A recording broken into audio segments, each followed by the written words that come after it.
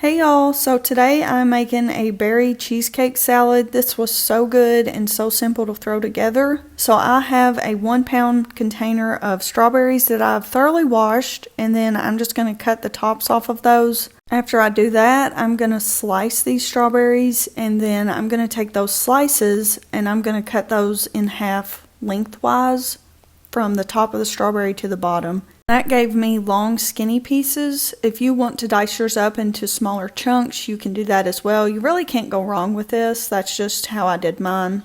Unless it was just a really big strawberry, I did cut those down a little bit more. But once I finish cutting all those up, I'm going to take my 18-ounce container of blueberries and thoroughly wash those. That's the big container.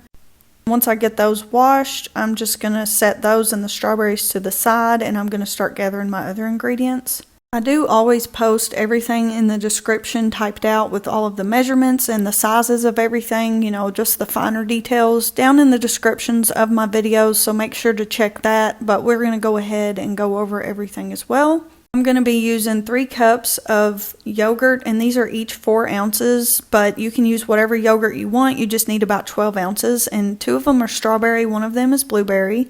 I also have an 8-ounce tub here of whipped topping. This was from the freezer section, but I did not thaw it out. It sat on the counter and got a little bit soft, but I didn't actually thaw it out. I also have a softened block. This is 8 ounces of cream cheese, and it is to room temperature, and I'm going to dump that in my mixing bowl as well. And then once I get all of that out of the package, you want to make sure you get every bit of this stuff out of these packages. I also am going to be adding in my instant cheesecake filling mix, and that I just got the Jello brand, and you only need 1 envelope of that. So that's 3.4 ounce box of that. And I'm going to dump that in there.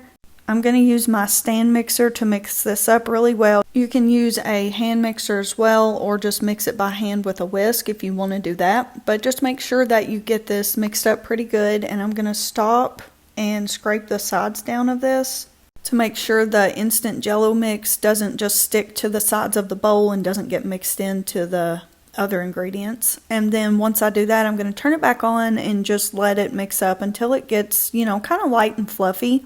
Once I do that, I'm going to take my fruit and I'm just going to throw that right into this. But I'm going to use a rubber spatula to mix it up and fold it into this so you won't end up crushing the blueberries. You have to be pretty gentle when you do this. My rubber spatula was kind of small, so I had to get a bigger one. And then once you get that folded in really well, we're going to transfer this to a casserole dish, put it in there, and just kind of smooth the top as best we can. Once I finished that, I covered mine up and I put it in the refrigerator for about 2 hours to let it get good and cold.